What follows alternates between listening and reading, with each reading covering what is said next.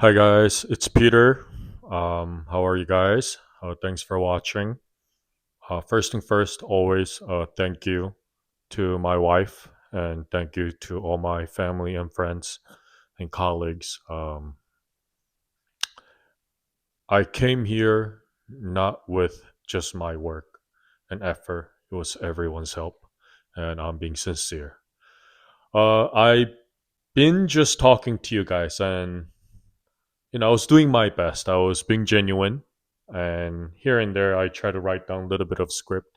So today, I thought, why not? Let's be more organized. Let's be more professional, more prepared. So I actually wrote a script.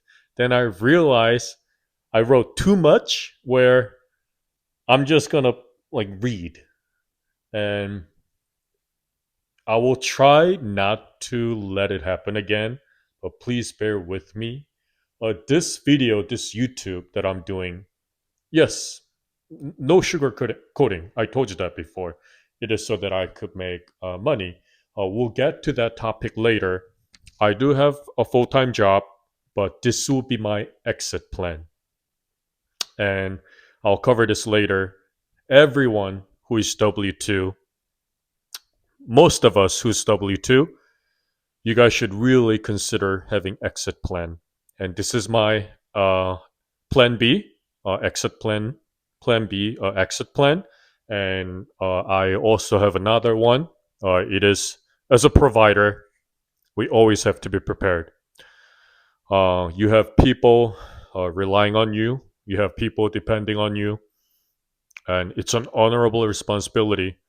But it is also a lot of pressure and sometimes really scary, like crying in the toilet alone quietly. Done that before. Pretty sure you have too. If you have, you know exactly what I'm talking about as a provider, the pressure. But anyway, I wanted to actually start today briefly reading something I wanted to tell you guys actually for a video that we posted today, which was actually 2 days ago. Today's April 16th, Thursday. But I wanted to add a comment on April 14th, Tuesday video, which was a financial illiteracy, like generational financial illiteracy about career choice. Again, guys, I apologize. I have to read the script, but it's really important for me that I want to share this with you because I really want to be a millionaire. But I need you to understand, I want you to be a millionaire. It's just not fair. And we can do it. And please share whatever knowledge you have. Help you and me succeed. Help others succeed. Because I am trying to do the same. Okay, bear with me. People always say 10,000 hours of practice makes you great. That's a lot of hours of practice. That's true, but it's incomplete. Everyone is born with some kind of natural ability. That is true. Natural talent. That's what I'm trying to say. Some people pick things up faster, naturally speaking, drawing, sports, music, studying, whatever that is. But here's the reality most people ignore: natural talent means nothing if you don't have access. And I'll give you an example. Imagine a kid born with insane talent for tennis, maybe like physiologically speaking, like bone structure, maybe um, leg movement, like swing. I'm not sure. But this person has natural, like a talent or ability to be a great, great tennis player.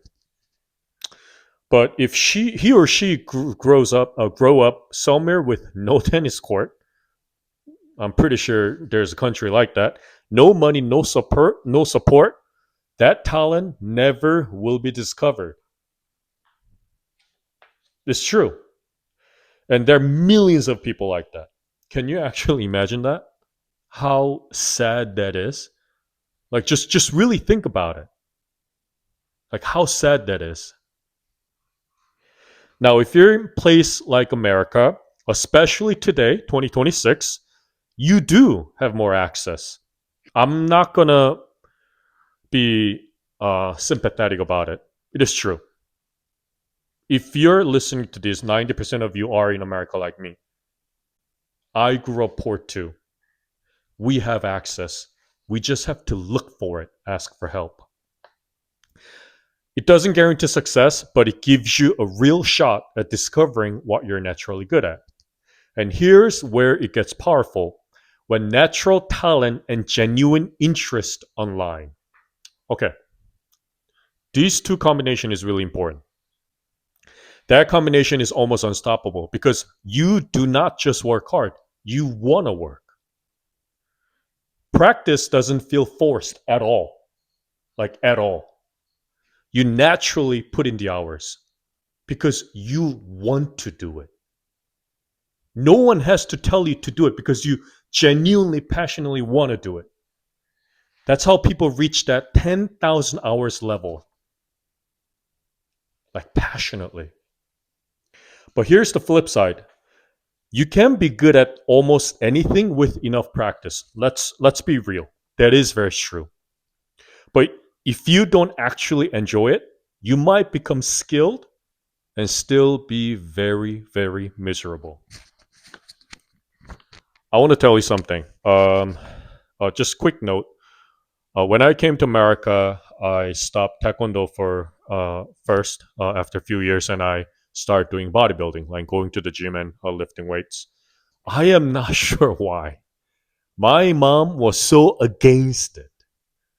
She just didn't like the idea of bodybuilding. She just didn't like it.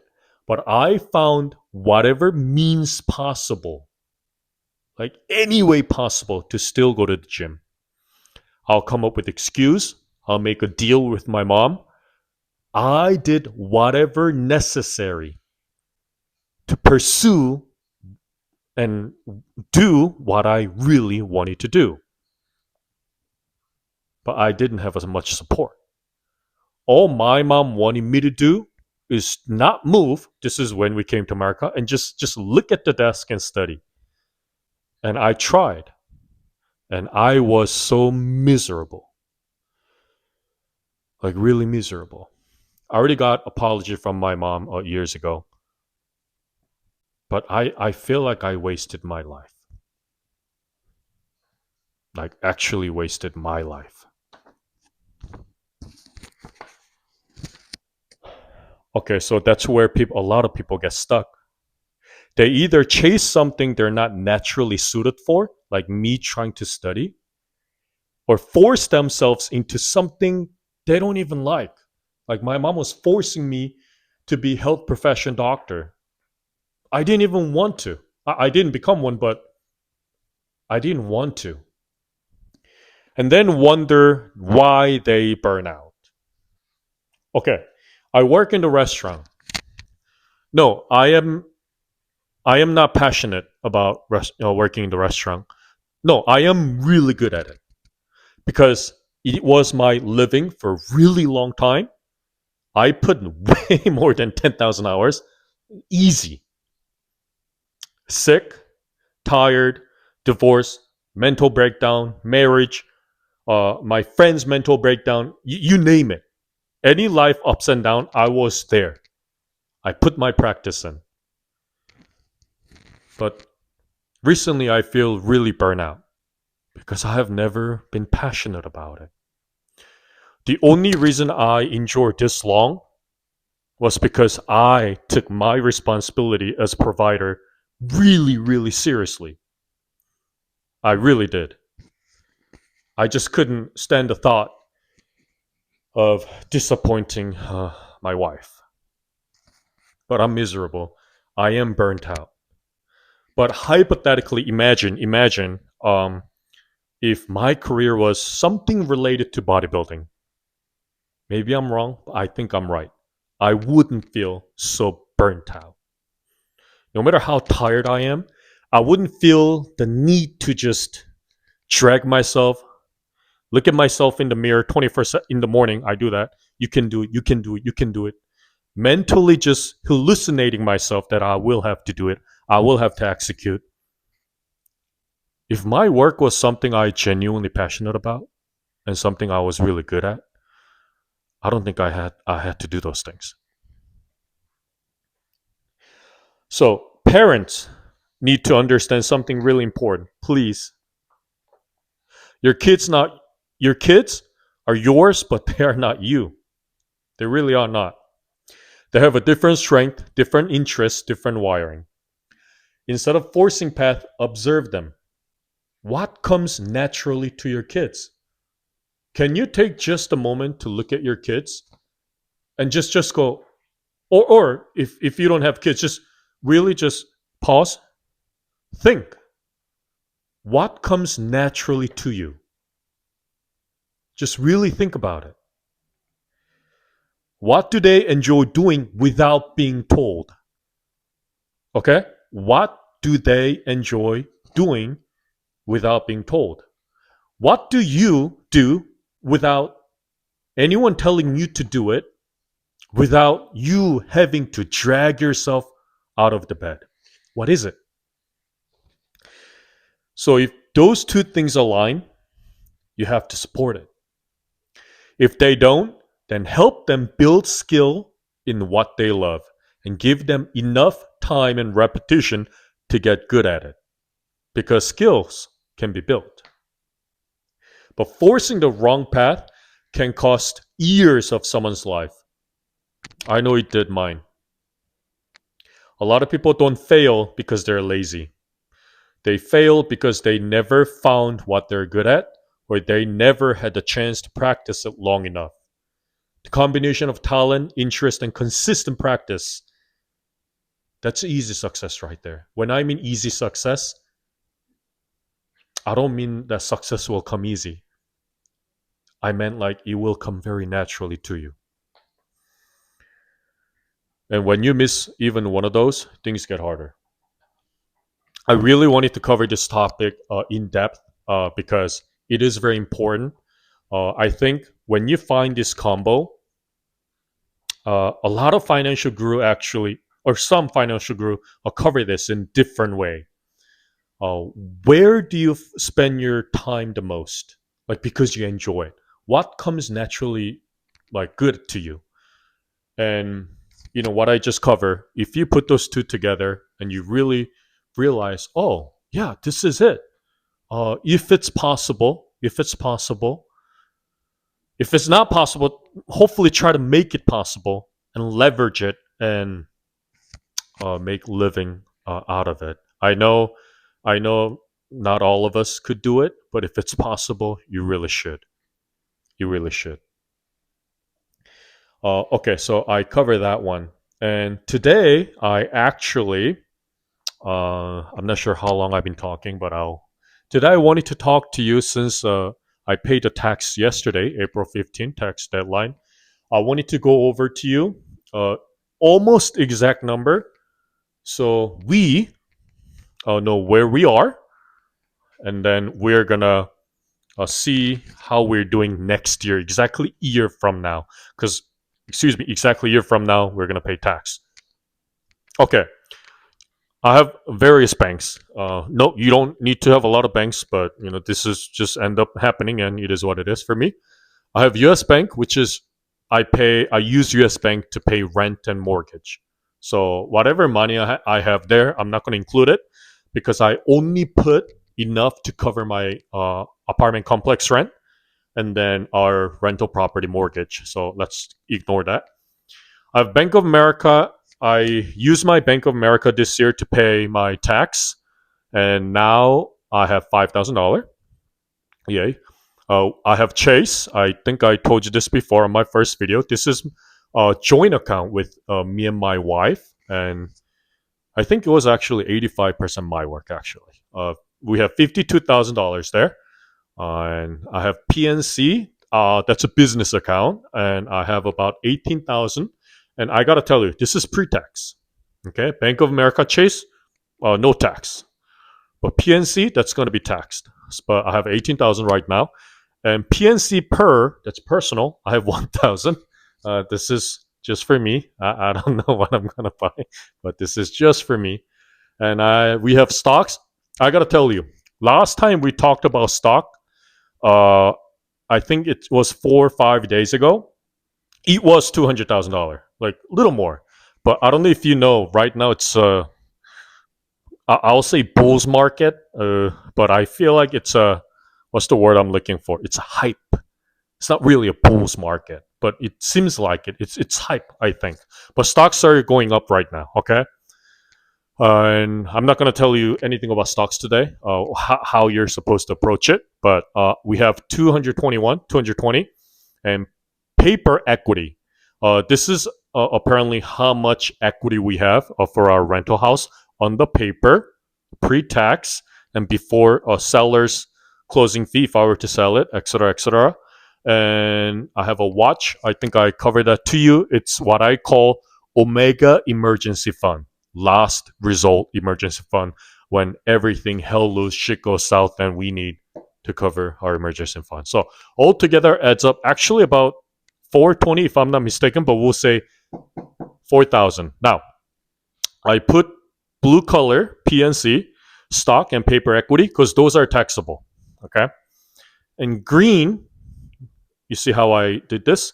Green is where we're going to actually look at the most. These three are important: Bank of America, Chase, and PNC. PNC personal, I probably won't be putting any more money. um, yeah, I don't have a lot of money, so I whatever money I'm gonna have to save for my tax, and I promised my wife to buy her something end of this year, so I gotta save money for that. So I don't think I have any luxury to buy me something this year, but that's okay. And we have stock. Now, stock goes up and down. Okay, so I'm not gonna really think like this is a game changer of my net worth because it's just gonna be up and down, up and down. Paper equity too, and watch just emergency fund technically, so I won't include it. So next year, these might change. Stocks hopefully go up next year. Who knows? It could go down. Paper, my rental property equity hopefully goes up, but who knows? Goes down. And watch, I think it will stay the same, if not more. And PNC personal will stay the same. So what we're really looking at here next year, my Bank of America better be more than $5,000. Like 365 days from now, after I pay the tax for 2026, my Bank of America better be more than $5,000. Mama, is your arm okay? Oh, sorry, my wife is holding the camera actually because of me. Sorry. And our Chase joint account better be way more than $52,000, and PNC business account better be more than $18,000. So, these three are what we're looking at the most. And next year, those three better be more. And I want you guys to do the same, just like me. We um, write down, where do you stand, like after tax. Some of you maybe got refund. Some of you maybe pay a lot, just like me. But write down where you stand. Okay, so you need goal each month, but also major goal year after. Okay, now this is a far shot, but I want to try it because I want to. I'm alive. Why not? Right? And I want you guys to try it. Let's make our 2026 a year we finally try. I do apologize again. I wanted to talk to you naturally, but I wrote it down, and it's really important that I read it. A shoot for the moon, so at the very least, we land among stars. That's what people always say, right? We might have to take risk. Oh, yeah. The greater the risk, the higher the potential reward. I'm not going to say greater risk, higher reward. That's not entirely true. Greater the risk, higher potential reward, because reward is not guaranteed. But we're not here for guarantees. We're here to try. This may or may not help me reach my 2026 goal, but my goal is clear. Let's become a millionaire by end of 2026. That's $600,000 more. That's crazy. But you know what's crazy? Life was crazy. So at the very least, let's try. Because as a provider for my family, I cannot sit still. I cannot just accept this is how it is. I have to move like this is my last year. Like there is no reset button. Like everything depends on what I do right now. Like I'm just gonna hypothetically, like I don't want to really jinx it, but say like I'm gonna die like by end of this year. Like, I'm gonna go with that kind of mindset. So I have only like 8 months to accumulate as much wealth as possible to give it to my wife before I go. Like that's the mindset I'm having, and let's see how far we can go. Think about the Spartan Agoge training. I don't know if I'm saying that right. Like, have you seen the movie 300, the Spartan Warriors? They go through a training called AGOGE. Okay. No surrender, no excuses. You either rise or you don't. That's the mindset. We have to execute. We have to succeed. We have to become obsessed. Obsession could be really good thing or it could be really bad thing. But we're going to use obsession this year to achieve a lot of things we wanted to achieve together. And I don't want to do this alone. You, yes, you, my friend, you, my brother and sister, you watching this, let's do it together. Let's track every detail, every move, every mistake, every win. Let's go all in and see what happens when we actually give everything we got. Because I must. It's just not fair. I felt like it has not been fair if we want to go or think about it. I want my family, all of us, to experience this life of abundance, not survival, not scraping by, something more. I come from third generation cycle of poverty, and I refuse to pass that down. Even if it takes everything out of me, I will make sure my family does not inherit this. So let's do this. So, forced rituals, repeated actions, they turn into habits, right? We have a good habits, bad habits, and I'm pretty sure you know what your good habits and bad habits are. And give it 3 to 6 months. 3 to 6 months. You trying to create a good habit and doing 1 week, no, that's not gonna cut it. We gotta try 3 6 months. Those habits become your lifestyle. That's the keyword, lifestyle. We're gonna try to create good habits that become our new lifestyle.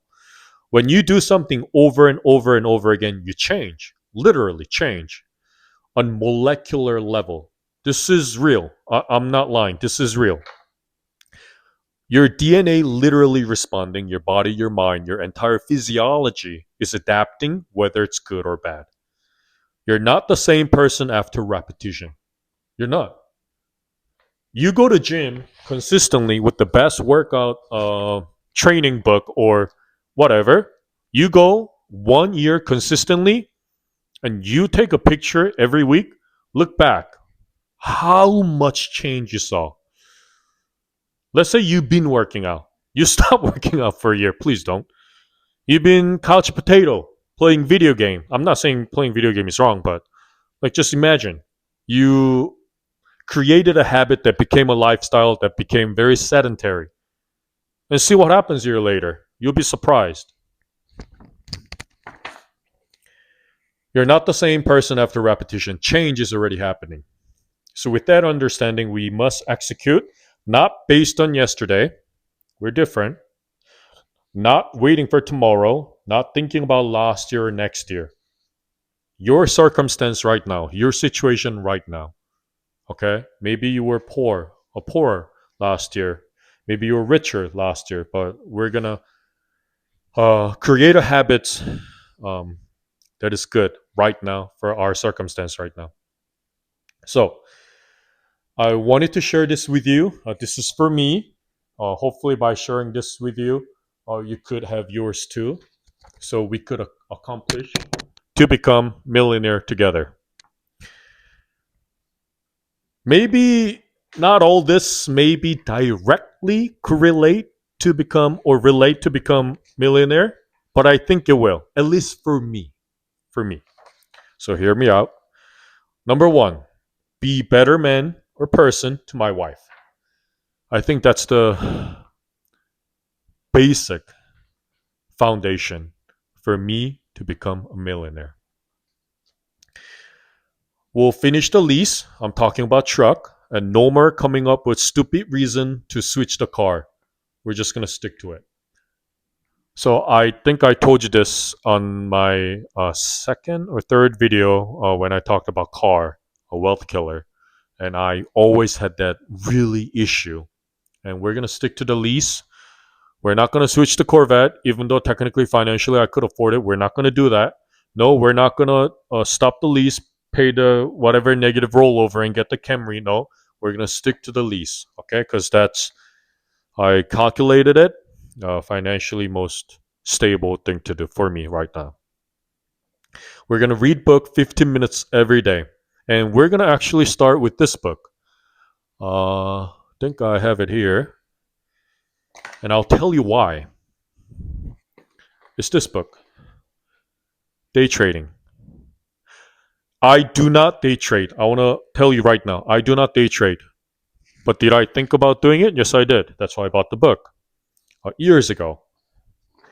But if our mission is to go from 400,000 to 1 million, so it's a 600,000 increase, right? In 8 months, sounds like I might be mathematically wrong, might be 1% chance. I believe I might be wrong. If you think there's a better method, please leave a comment. But I think day trading is the one. I think. So I'm going to read this book, okay? Why the hell not? Because if our objective is to become 1 million, so that's $700,000, only possible way might be this other than lottery tickets, but you know. And then number 4, please do more cardio, core training, must discuss health issues, same reason as number 1. Okay. I'm gonna actually cover this in depth because I want to talk to you eventually about importance of exercising, how it really does relate to you achieving financial wealth. I will cover this in depth, but number 4 is do cardio and more core training, and then number 8, I'm skipping to number 8, is stretching. I really need to stretch, and I will also cover with you how it's important. Number 5 for me is go to sleep, non-negotiable by 12:30 a.m. I work in a restaurant, so I come home pretty late. So even after showering, put things away, everything, I think 12:30 is reasonable for me because I come home pretty late. And we really do need to take our sleep seriously. It's so important. And I'm gonna also cover sleep eventually. Number 6, eat out only with my wife. That means no more Panda Express because I love Panda Express. So we're gonna try to budget down and eat out um, only when my wife wants to eat something, and I think that might save for sure a few bucks for sure. And it says number 7, train lower body every 3 to 4th day. Watch out for knee pain. So I think it says doing things I don't want to do to increase resilience and to increase the process, enduring the process. Guys, don't skip leg day. Seriously, it looks so funny. No, say no to chicken legs, right? Okay. Number 9, post YouTube video every single day, at least for 6 months. Absolute no excuse. Yes, my main objective is because this is my plan B, the exit plan. Um, Hopefully, I could more monetize, make money off of this. But right now, for first 6 months, what I'm trying here, I told you this is my exit plan, right? Then I need to take this like as my second job, and I need to be consistent. Not really chasing so much for subscriber and viewers at the moment, but first 6 months, I need to do this consistently to create a habit of doing this every day that becomes lifestyle. Like me waking up at a certain time to go number 2, like it needs to be like that. It needs to be automatic response for me. So first 6 months, no excuse, every single day. That means good day, bad day, uh, whatever day it may be. We're gonna do that. Okay. And number 10 was get my wife purse, I promise, no matter what. Even if it means I have to sell my watch. So I told you my 10 steps. And on today's video, those of you who's kind of curious about what kind of stocks I have, I'm going to upload like screenshot, Excel sheet that kind of shows my portfolio. And I want to really throw this out to you. I still believe um, if you're not insider and if you really don't know what you're